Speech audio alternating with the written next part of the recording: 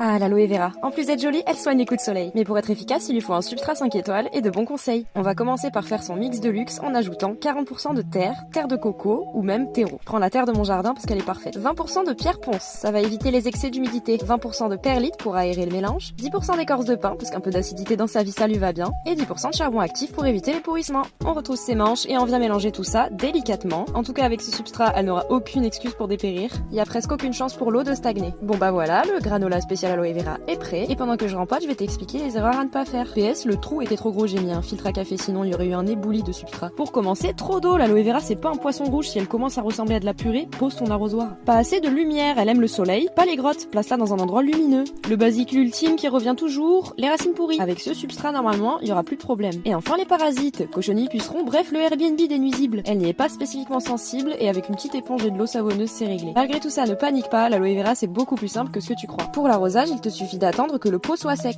Attention, bien sec, on vérifie, pas que la surface. Pour l'engrais, si t'y penses, bah c'est déjà bien, mais sinon c'est pas grave, elle est pas très gourmande. Si t'as envie de bien faire un peu de lombricompost ou un engrais spécial cactus, en été ou en printemps. Pour les boutures, désolé, tu vas devoir attendre qu'elles se reproduisent toutes seules en faisant des bébés autour comme là. Bon, il y a toutes les infos pour que cette plante devienne la star de ton salon. Si elle meurt, c'est clairement pas de ma faute.